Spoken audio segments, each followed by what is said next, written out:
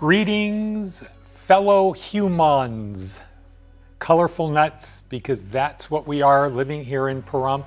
We can't take ourselves too seriously.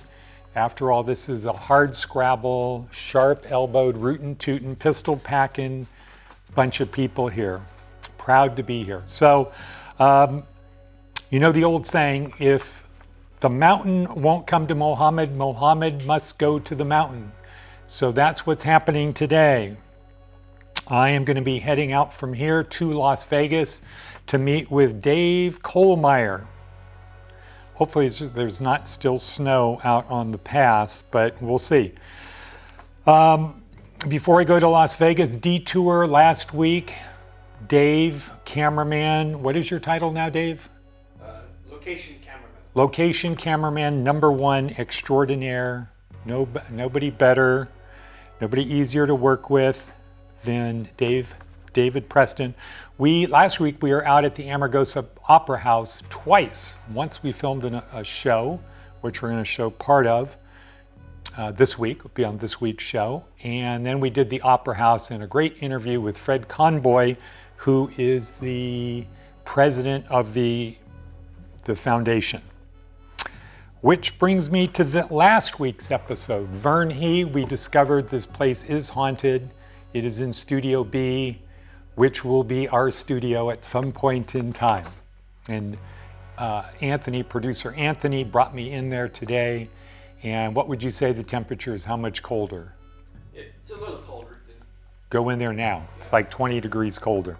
So, so Vern He was here, did it, and it's certified by Dave that it is haunted, or Anthony, one of the two, or both.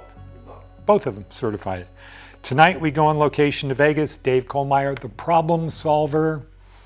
Dave, former New York police officer there during 9/11, survivor of that. Also 14 years on the police department in Henderson.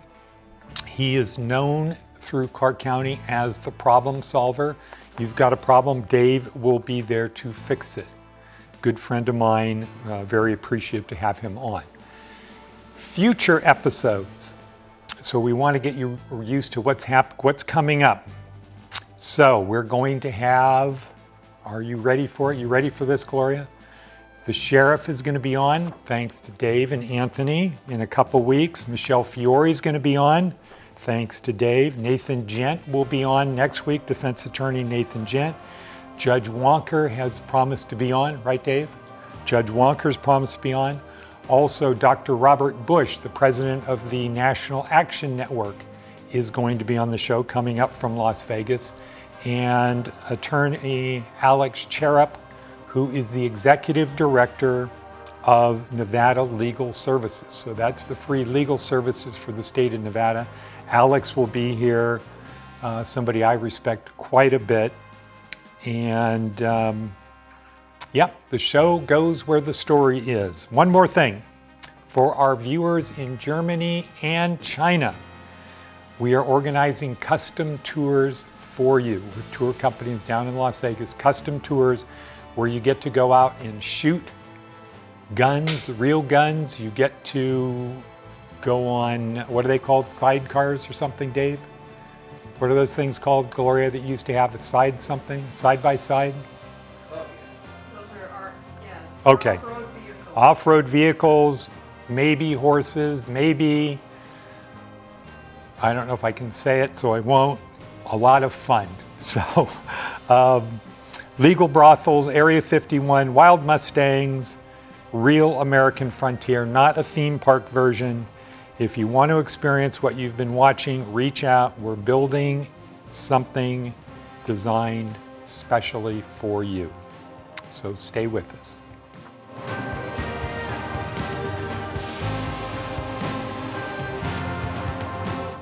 Okay, welcome to a next edition of the Nevada Frontier. Here we are in the really nice studio down here in Las Vegas, and I am lucky enough that my mentor in these shows, Dave Kolmeier, has agreed to be interviewed by me for the first time. Dave, how many times have I been on your show? Like 3 times, I think. I was actually thinking that maybe this was going to be the 3rd time, but maybe, probably 3 times, right? I think this might be number 4. Is this 4? Okay. But anyway. Well, now I'm glad to be on your show. Yeah, thank you. Yeah, it's great. And you have a wonderful place here. Yeah, it's a nice studio. I'm glad that you got to, travel here to be locally here. Yeah, I appreciate the opportunity for you interviewing me and chatting about what's going on and what's new. Well, you're the guy who has really done a lot to help the kind of people that we help traditionally, going back. When did you do your first show? The first podcast you did that I was on? I think it's been it could be almost 5 years, which is sound crazy. It could be, it's definitely 4 years. It was before COVID. So maybe 5 years before COVID. So it's got to be at least, when was even COVID? I'm lost. But at least it's probably 5 years. It's actually kind of funny because I remember the one year when I was working at one of the law firms downtown, and I was like, you know what, this is the year I got to do the podcast. And it was like January, and then I decided to start doing it. And, it takes some time to basically find the right place, the right spot, and the right people, and what you're doing and stuff. Like sometimes you want to be on TV, you want to do the podcast, and times have changed actually since we first started, where things really are, people are more now online, right? People aren't watching TV. If you ask people in the audience, how many people watching TV? Yeah. Now I know in Pahrump and in Nye County, I've actually more people are watching TV, I believe, because the community is a little bit older, more retirees. I think you're right. As a percentage of the population, more people watch TV in Pahrump because it's older market. It's actually interesting because I was on Channel 14 at one point in time where we were taking my Problem Solver podcast and also I called TV show. Yeah. And we had to record, I think it was the 28 minutes and 30 seconds and basically place it on TV. Yeah. And I think you were involved in one of the episodes. But what was interesting was I would ask people when I would go out, how many people guys watch Channel 14? Can you raise your hand? And nobody really was raising their hand. So to this day. I remember that, yeah. To this day, I'm like, hey, I'm on Channel 14. Nobody knows anyway because they're not watching it. Yeah. And it was Cox Cable at the time, but it just seems like now, over the last few years, people are now just everyone's streaming, or even like they're laying in bed and they're on their phone. Well, and I want to get into that with you, but just to give our audience some background of who you are. Obviously, I know who you are, and the people in Vegas know who you are, and you've been doing a good job making inroads in Pahrump. But let's wind it back to when you were to 9/11. Got it. So I was first of all, I'm in Vegas the last 24 years. Traveled out to Pahrump, a bunch of times, maybe once a year, twice a year. And I'm a retired police officer. I started as a New York City police officer when I was 22 back in July 1st, 1998 when I was sworn in. And then I worked NYPD for 3 years. During 9/11, I actually became a MTA police officer, which was a New York State police, which was railroad bridges and tunnels for New York State and for Connecticut. Huh. So that was 9 months after I left NYPD. One day, resigned. Next day, sworn in as a New York State police officer, which was considered MTA police. Okay. And Is then, that like a promotion? I took it as a promotion because a lot of people that were New York City police officers, like today, they would want to leave the city and be working more in the urban, in the suburban community. Got it. So actually, MTA police was a better schedule. It was more money. So to me, it was considered a promotion in my mind, but not like, it wasn't promoting to sergeant, lieutenant, or captain. Right. But it was promoting to a better position, a better agency that was taking care of the officers better and more money and better, better locations. I was working more of the terminals, Penn Station, Grand Central Terminal, these major terminals in New York City. So that worked out well for me in general. And then I came out here. I was looking for a better way of life, right? No state tax, no city tax. And that's why even Pahrump is one of the top places to move to these days. But I moved out to Vegas and Henderson. I became a Henderson police officer. Did that for 13 years. I was able to retire a little bit early medically. I was able to do a medical retirement and get out, which was a good time. I had my first child. I have 3 kids now. But I was a cop for 17 years, did a lot of community policing. Okay. Helped homeless people, neighborhood watch program, things like that. Still do that. Now, did you meet Camellia out here? I did. So basically, I'm married now. Believe it or not, the other day it was 15 years that we're married, which is incredible. I have 3 beautiful children. I'm very fortunate and lucky, healthy, beautiful babies, Chloe, Kyla, and Kyle. I noticed Kyle has his haircut. Yeah, he had a second. It's actually growing back in a little bit. We're kind of gelling it up a little bit. It looks good. But yeah, I'm blessed for my wife and the children. and even blessed to have met you as well years back and basically try to work to help people as the problem solver that I'm known as. It was basically a kind of a joke. People, the cops were making fun of me that I'm trying to save the world and helping everybody with their problems. But to me, as a true New Yorker, my goal is to help people solve problems, refer people to the right place. And I still continue to this day. And I do it for free. I don't charge any money whatsoever to help people. I have a very, local friendly number, which is 702-999-1111. That's 702-999-1111. And in Pahrump, as the new Pahrump problem solver, Yes. it's 775-JUSTICE. So that's area code 775-JUSTICE, JUSTICE. Uh-huh. And that's one thing you're good at, which I want to talk to you really about in our second segment after the break. All of these little things that become so important, like the websites, like the phone numbers, like the tchotchke stuff that you hand out a lot. That's one of your good things. But let's get back to history. So I remember when we first met at, do you remember where I first met you? Flying stare. Awkward. No. I'm actually thinking, I was just thinking back in my brain. I'm getting old now. I'm turning 50 in April. Okay, good. I'm trying to think when we we first met at a pizza parlor on Rancho in that Smith Center.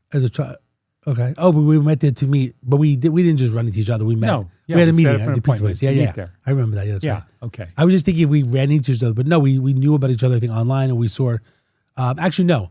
The magazine that you were doing, someone mentioned about the magazine. I thought the magazine was a good idea to be involved in. Okay. That you were doing in the prisons. Yeah.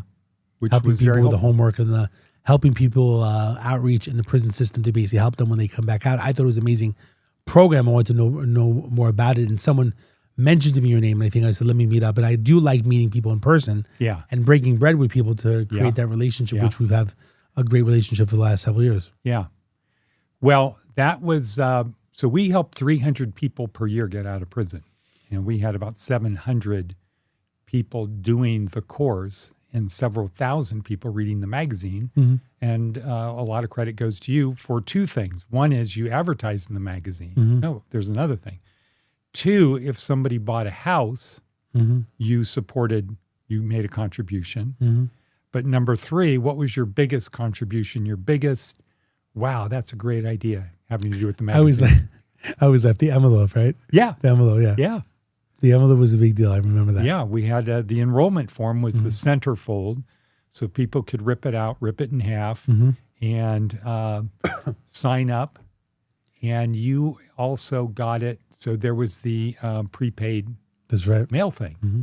And the reason why, because you were having a problem with the getting the envelope basically into the correctional facility. So I was like, why don't you just make it where you fold it to the envelope? Right. And then I believe the law firm that we were working with basically was able to sponsor the postage. Correct. So I thought that was a unusual idea. I remember that was good. That was a good one. We're gonna have to resurrect that idea. So, what was the reason why they didn't like the envelope again? Because they were afraid because they had to lick they were able to get Scotch tape, right? well, when you're in prison and you get paid $20 a month, to buy an envelope, to buy a stamp is a major commitment. And we didn't really have problems with people taking the... How were they sealing it again? Because the problem was the seal, right? They were afraid of the glue on the envelope, right? Because they were afraid that something there was something... I Oh, think they're you afraid couldn't of- staple it. You couldn't. So people actually, they got a little bit of tape, I think, but we also got some. They were just folded, Yeah. It was good. just folded in three. So that was a great example. And what I always say about Dave is high IQ and vision. I think those are two really I appreciate important qualities that people need to have. A lot of people have mediocre IQ and no vision, and that's really tough. I think the key with me, I would say, and I would say this to anyone listening as well, being persistent and consistent, basically in taking action. I think I always talk about taking action.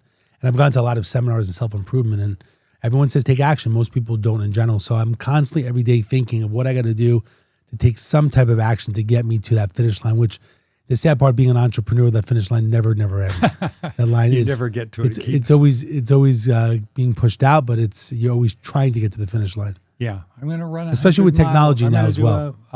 A mile race.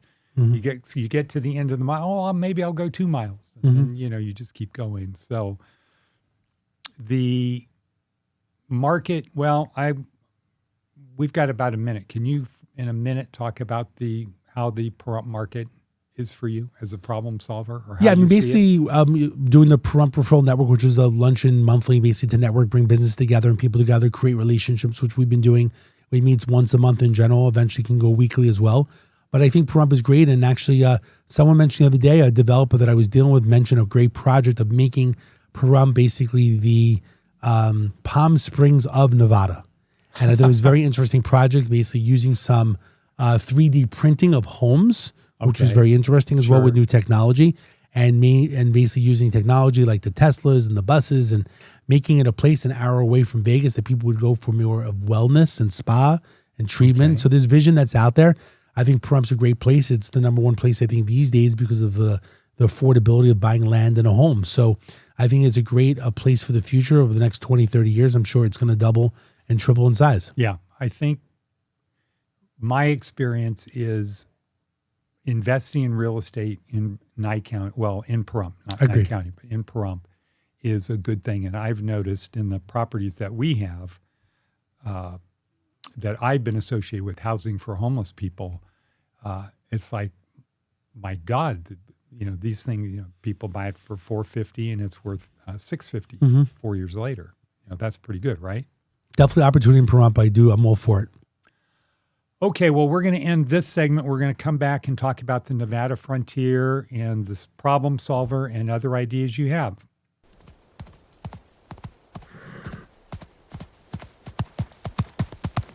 Welcome back, everyone. This is I'm not going to say the final segment, I'm going to say the next segment because my super goal is to have Dave as the problem solver on the show once a quarter because it's that important what you do, Dave. Most people don't know it, and it's just getting the word out.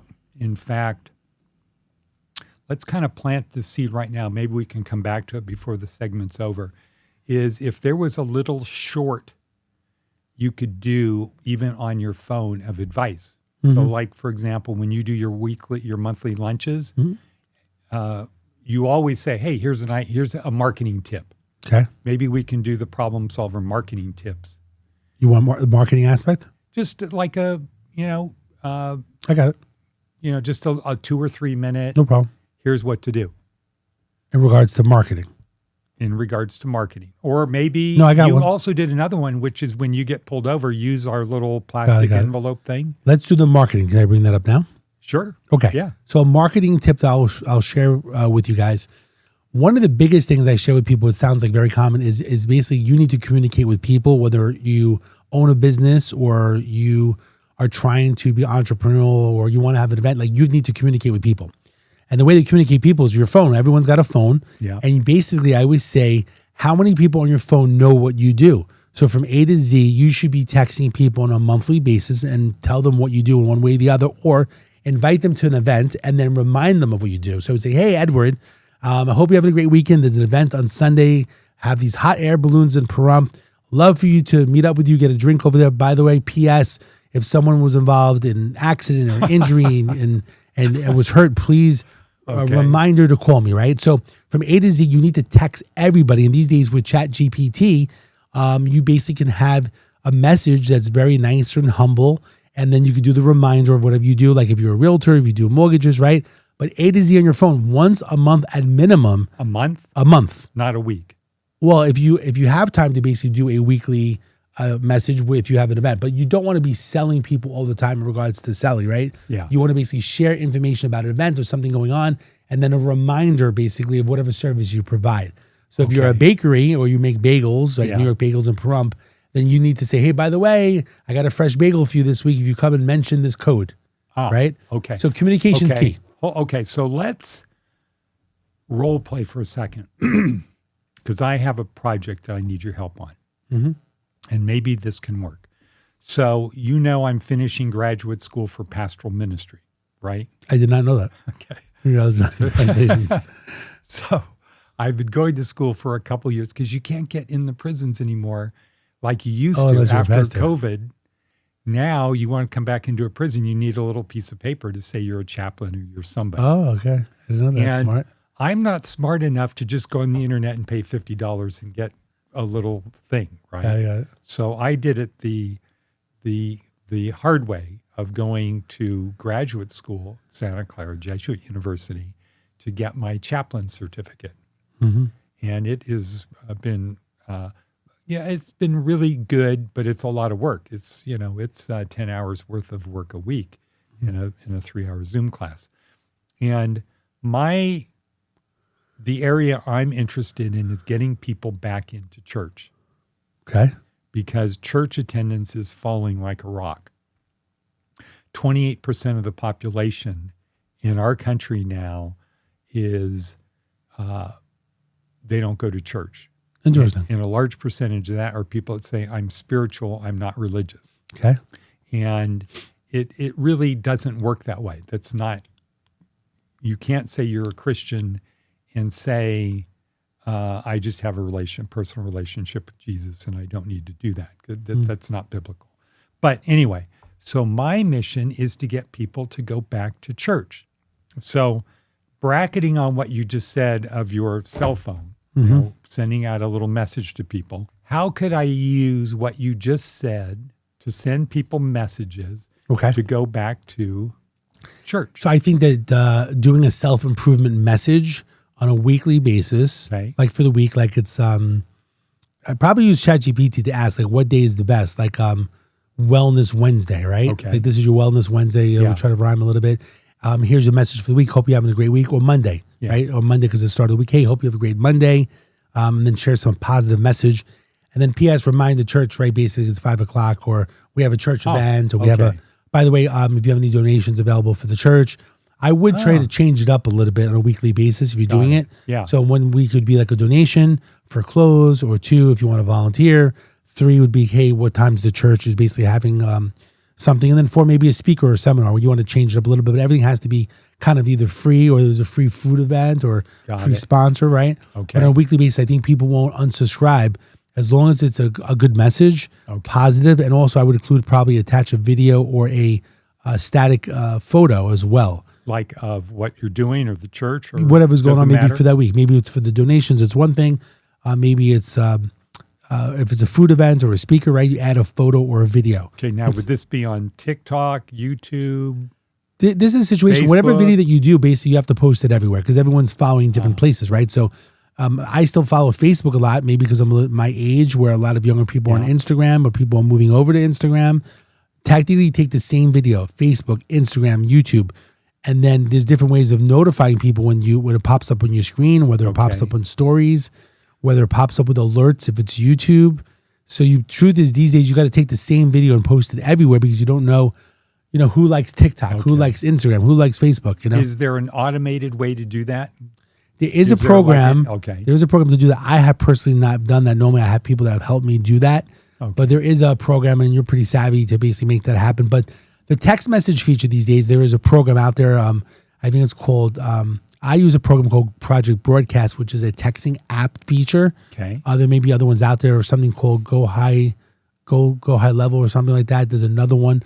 But the biggest thing, I think, texting people, you have a list of people. So if you have a list from A to Z on your phone, those people you could text. Like right now, I can text everybody that speaks French or a different language because I put it in the system. So if I want to do a message to all my people that speak French, I tag it like a file. Got it. And I can tag it. Or anyone that's part of a legal membership protection program that I basically work with, I can send them a message, right, of people with interest. So we can tag people different ways. Well, okay, let's talk about the legal stuff that you do. Okay. I'm a lawyer, and as you know, when you met me, my interest was helping people get out of prison. Now my interest is people in jail. And the specific thing about people in jail is 80% of the people that get arrested cannot afford an attorney. Okay. And the reason that's bad, just to throw some more statistics on it, is that in the 70s, the American Bar Association said to prepare an adequate defense takes about 14 hours. Now, because of body cams, social media, it's now up to 30 hours. Mm. But because of the arrests and everything, attorneys are so overloaded that they have 15 minutes. Yeah, no, it's definitely not the best process to get justice. Yeah. And so I'm trying to figure out ways to help people who've been arrested get out of jail, get to, resolution of their case. Most people that go to, as you know better than I do, most people that get arrested don't end up going to prison. They might do 30 days in jail, 90, whatever it is, but they don't go away to prison. So what is your thing about prison now, or helping people who have been arrested? Well, the first thing I'll share is this. I as the problem solver, as a retired police officer, helping people with problems and working in the legal community for the last 11 years and a police officer for 17, I think these days one of my big things I'm doing is getting people a legal protection membership, which is kind of like car insurance, right? Like you just don't know when you're going to get into that car accident, knock on wood. But basically, when you don't know when you have a legal problem where there's a police officer at your door, there's an allegation being made, or you get into a car accident, or you get a traffic ticket, or you need a will, or you need a healthcare proxy because you have a health issue, you just don't know when that's going to be. And these days, there's one or two companies that are out there that have legal protection membership programs, which literally cost $1 a day, which really is unbelievable, but people don't know about it. They're not educated about it. And they really need to have some type of legal membership to help them during a difficult time or when they need to be educated about a document or a letter or a dispute that they're having in their community, in their neighborhood. So it's very, very important. As the problem solver, it's the one thing I'm doing is educating people about legal protection memberships, whether it's document preparers in the state that are licensed to help prepare documents but not give legal advice. And then you have the traditional attorney, which does cost it's expensive. And a lot of times people can't afford that. So these days I'm very, very pro legal protection membership programs that I believe is the first step of helping people, but you have to be preventive. It's like if you get cancer, right? Like, and you want to go get insurance, they're like, oh, it's a pre-existing condition. It's the same thing in the legal world, that it's not going to protect you right away if you have a pre-existing condition. So you need to have that monthly membership at $1 a day. Does the fact that you've been incarcerated in the past, is that a reason that they would not allow you to subscribe today? That's a great question. No, you can be a member. Now, there isn't a program if you want to become an associate to sell that legal membership, then that is an issue. But to have the program itself at $1 a day to get a legal membership, there's not a problem whatsoever. It doesn't matter what your background or history is. That's a great question. So it's not like insurance. So like if you've been to prison, if you're an ex-felon, you can't get life insurance. It's very interesting you bring that up, but no, there is no such thing like that whatsoever as long as you're a member. And which is incredible. If you get pulled over by the cops, should you know what to say? Or should it just be like in the old days? The biggest thing is not to argue with the officer. If they give you a ticket, they give you a ticket. And then this is not the time to basically argue with the officer. You can go to court, and if you have a legal membership protection plan, then attorney would go to court and handle that for you on your behalf. But you need that membership protection plan prior. And I will share with you, the last thing I'll share with you is that I have no problem providing 30-day free membership for anyone that's listening here in general to get you signed up for a free 30-day legal membership as a trial. We're going to promote that.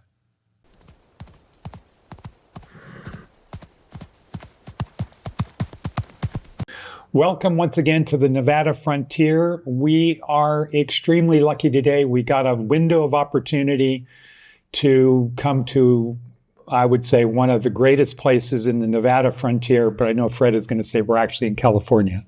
But just a few feet into California. And so we're going to talk about that. But this is one of the greatest places, tremendous amount of history. And Fred, why don't you tell us about this place? Oh, it's a pleasure, Ed. Thank you for the opportunity. I always love to tell the story. Well, I befriended Marta Beckett back in 2001. I had recently moved to Las Vegas and took a position with the University of Nevada Las Vegas Foundation and got a call from a woman by the name of Marta Beckett.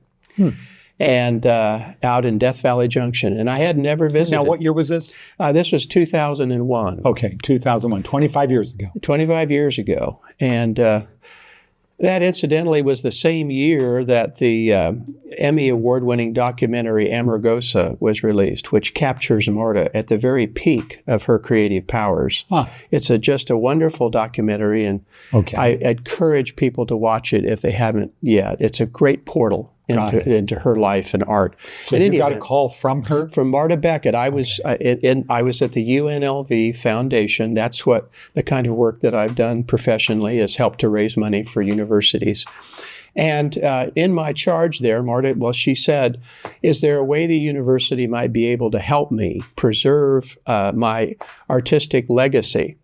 And so that's a big order. There were some challenges in that question, but she said, come out and see the Amargosa Opera House. I'm going to be performing on Saturday night. I'm going to put you up in our hotel. I'm going to have you stay in the Red Skelton room. And I knew who Red Skelton was. Sure. Because I'm old enough to remember the Red Skelton Hour, a TV show, a comedy show. And I loved Red Skelton. So anyway, I was thrilled. It just got me excited. So I came out and saw Marta perform, stayed in the hotel, and then had a nice conversation about her wish that somehow we preserve this amazing Amargosa Opera House that she'd created. As you know, she painted the walls over 4 years and the ceiling over 2 years. It was 6 years completely to paint her Sistine Chapel here in the desert. And I was just awestruck by it. It kind of changed my life in a way. Sure. You know, I was working for the foundation, but it really, I thought, I'm going to do what I can to help you. Well, as it turns out, it was not possible at the end of the day for the foundation to accept it. There were reasons for borax remediation. There were unpaid taxes. The fact that the university's in Nevada and she's in California. And furthermore, universities don't really run opera houses or hotels. Right. And have reserved the right to even sell the asset if they need to for priorities like students and faculty and staff and that kind of thing. So unfortunately, it wasn't going to happen, but I took it upon myself as a personal mission to help her. So here I am 25 years later doing what I can to keep it going, despite all of the monsoonal floods that happen inexorably out here in the desert. There have been a lot of challenges, but it really is a labor of love. And I just feel fortunate to have met Marta and become a friend. And now it's really, I think, a joy to help, along with our team, with our staff, and with our other board members and patrons, to keep it all going for future generations. Fred, how old is the facility? Not the opera house, but the... So this structure, this U-shaped Spanish Revival colonnaded structure was built starting in 1923. Got it.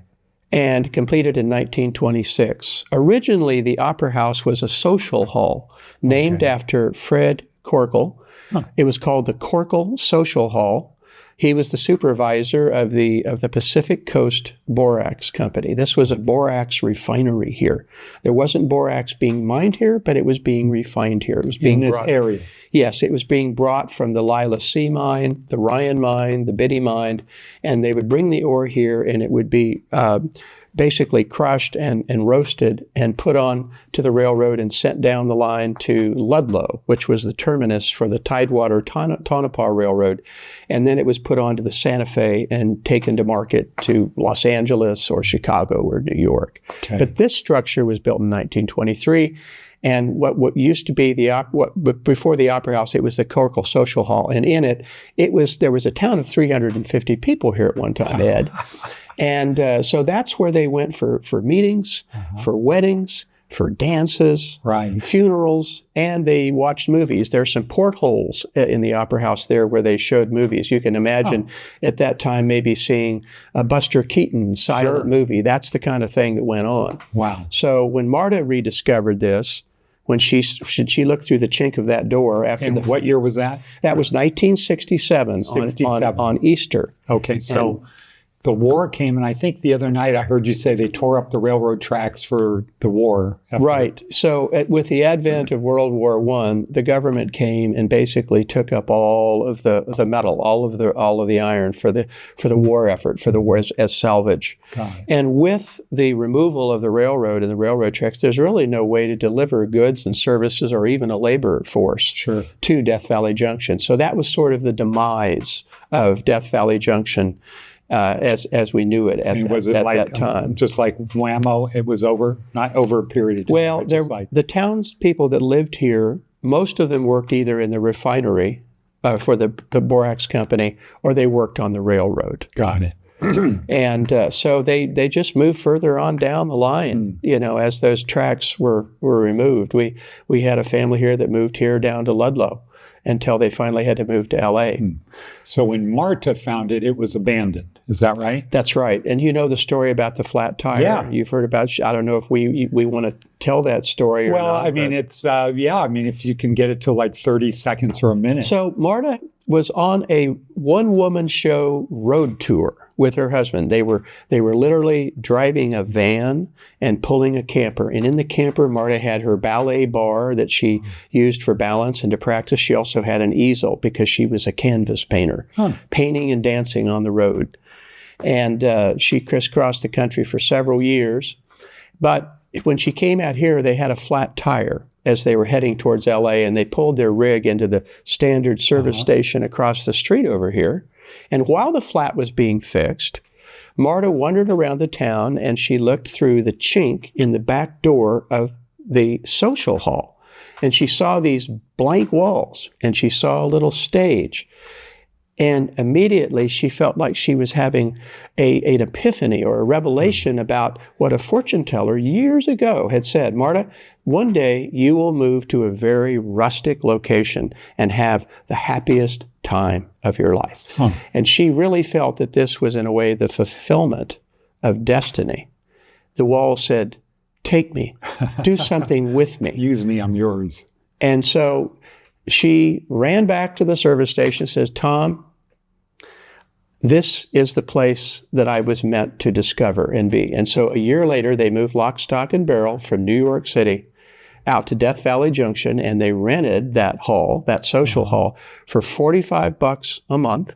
Wow. And then she rented scaffolding to paint these murals, which she then painted for the next 6 years. And lived here. Originally, there was a little apartment next door to the Opera House. I see. That had a bedroom and a kitchen and a living room. And then later she moved into the 2-story house in the back of the property where Fred Corkle and his family had lived starting in the early 20s. And at some point she bought it? Or would she buy it? Yeah, I don't know exactly the timeline on that, but yes, over time she took out a mortgage and purchased the entire town, which consists of about 260 acres. Wow. With all the historic structures. The foundation, the yes, the nonprofit owns the real estate as well as the historic structures. Okay. And behind the Opera House, there's 6 cottages that are in really a fairly dilapidated state, except for one where the one lone resident of Death Valley Junction lives, Mr. Jesse Cox. There's somebody who lives here? Yeah. So Jesse Cox, hats off to Jesse. He is our groundskeeper, and he's kind of our eyes and ears when we're not here. Yeah, wow. He's the junkyard dog that can growl at trespassers when they come over the fence. But there's only one resident, and Jesse is that one resident. Everyone else, we have 5 employees currently, and all 5 of our current employees all commute daily from Pahrump. Okay. So they have about a 60-mile. How many rooms? How many hotel rooms? At the moment, we have 15 rooms that we can rent. Okay. That number goes up and down, Ed, depending on the plumbing issues of the day. With 100-year-old plumbing, you've got these very old, skinny cast iron pipes. And one of the worst enemies of those are tamarask roots. These tamarask trees have these roots that are invasive. Yeah. And so even though we've cut down a lot of the trees, the roots remain and do regularly get into the pipe. So we have to snake them constantly to keep them free of those roots. Think of Tremors, the science fiction movie about the carnivorous worms living underground. That's what the tamarask roots are kind of like. They live on, even though the trees above ground are gone. But that's probably one of our biggest monthly expenses is plumbing. Sadly. Okay. Now, what's the rate range? So the rooms generally rent from $140 to $160, and the upper end of that are really what we call Marta's painted rooms. She painted 4 rooms with murals. Okay. So we have the Swan Room, which has a swan. The headboard is a swan. It's the only room with a red carpet. We call it the honeymoon suite, and a lot of people like to rent it for their honeymoons or Valentine's Day. Then we have the Peacock Room with a beautiful plumage of a peacock feather as the headboard. Marta at one time had lots of peacocks running around out here until they met their end by the coyotes. Coyotes, right. And then the room next to that is called the Cherub Room or the Jezebel Room, and it has cherubs that are painted into a gilded headboard. And last but not least is the one that I love, and the room I stayed in when I first came here, and that's the Red Skeleton Room, and it's festooned with whimsical circus figures. You have a trapeze artist swinging on the ceiling. You have strong men who are standing on each other's shoulders, crawling the wall and actually going onto the ceiling. And then you have a ballerina balancing on a ball. Now, are there any paintings that he did? Because he used to paint clowns or something like that. He didn't paint these. These were all from Marta. It was really done as an homage to Red Skelton, who, as you may know, was a painter or comedian or what? As a famous comedian and a fellow mime. Both Marta and Red were mimes. And he used to come out. That. When he and Marta became friends, he came out and did perform with her mime and vaudeville in the Opera House. And just out of respect and reverent of love for Red, she painted this room. And it's the room where Red and his wife Lothian stayed when they came. Okay. So it was actually the room that they hung their hat in. And so would it be safe to say that in the Nevada frontier area within, say, 50-mile radius, that this place, if you really want to experience old Nevada, historic Nevada, this would be as close as you can get to what that was like? I feel that it is because it evokes another time. From the moment you come onto the property, you feel like you've stepped, back in time. Yeah. This architecture from the 1920s, and it's really in the middle of nowhere. Except the reason that a lot of people pass by or come here originally is it's right by Death Valley National Park. Exactly. So the gateway, where almost 1 million people go by here a year. You've got people traveling from Las Vegas to Los Angeles or the Bay Area in some cases. You can either go through the park, or you can go down Highway 127 to Shoshone, Tacoma, Baker, and then down the 15 down to LA. Okay, so let's figure out the closest civilization, modern civilization, would be what, about 7-10 miles up the road, 12, Jim Marsh's place? If you call that civilization. Obviously, the next nearest town is Pahrump. And that's about almost 30 miles away. That's almost 30 miles. And that has, as you know, so your you've got Walmart and Home Depot and CVS and all of that. But if you want sundries like a mini mart or gasoline, fuel, Longstreet is your best, quickest bet. It's 7 miles north on Highway 127 from us. We no longer have a cafe. We unfortunately lost our cafe during the pandemic. So today, when guests come to check in, we tell them the nearest place to go to get a hot meal, a steak or salmon or meatloaf or just a sandwich is Longstreet. Okay. You can also get Nevada Price fuel. There's a fuel station there. True. And the mini mart where you can pick up a 6-pack of beer, a loaf of bread, or some chips. And Shoshone's how far? And Shoshone's about 20 miles to the south. So this is a good Volksmarch from civilization. Good way to put it. Yeah. And we do have a lot of people who drive here in an electric vehicle, but we don't have any charging stations. So I've actually charged a car with 120 volts, and it takes like 48 hours to charge. Wow. But so don't, if you're going to come in an electric vehicle, charge it before you come. No, and Furnace Creek, as you know, is another 30 minutes, 30 miles away into the park where they have the ranch and the inn. That's and where we're going next. The visitor center. Yeah. And the Tabishi Shoshone village down there. And as you know, they also have a saloon and a pub and that kind of thing. But you're gonna be paying some premium prices for the amenities. Dollar for dollar, if you really want the true or false, dollar for dollar, if you really want the historic experience, this is the place. Yes, absolutely. And we offer the what I call it the elegance of decay, and maybe that's a little bit too harsh. Let's remember that, Dave.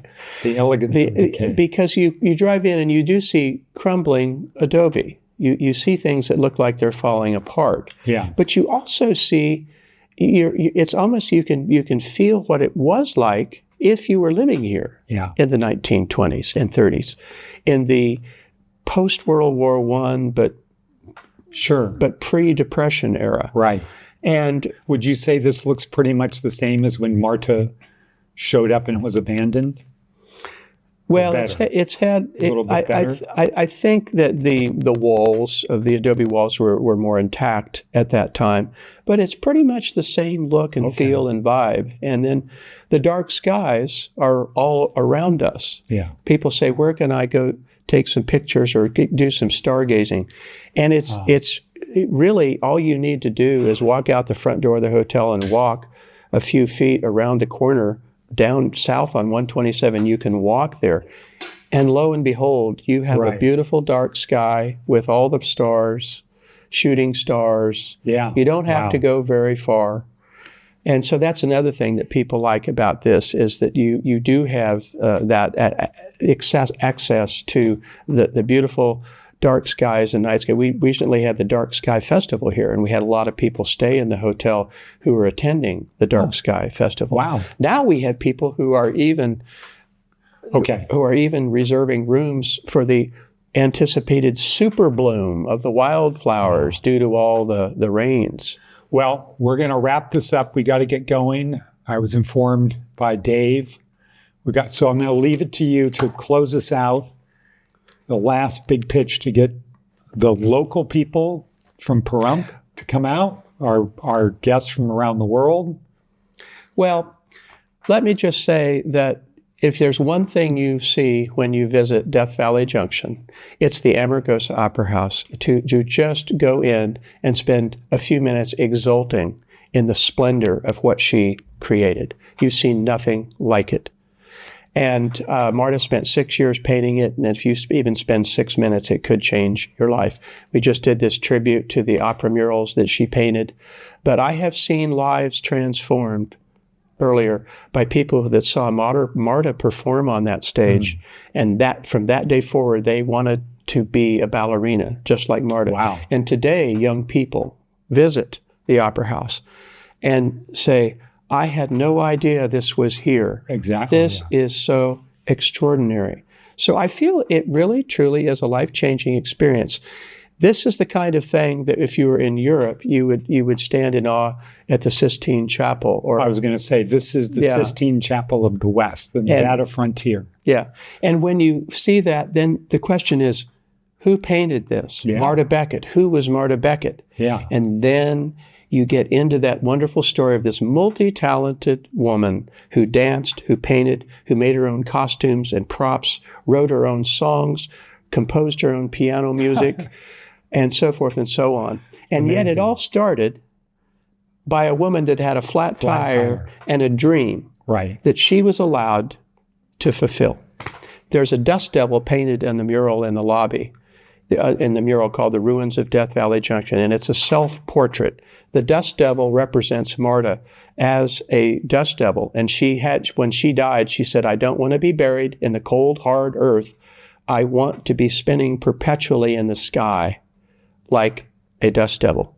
Wow. And she got her wish. When she died, we cremated her. Her ashes were then scattered with wildflower seeds around the town. Wow. So indeed, Marta's wish was fulfilled.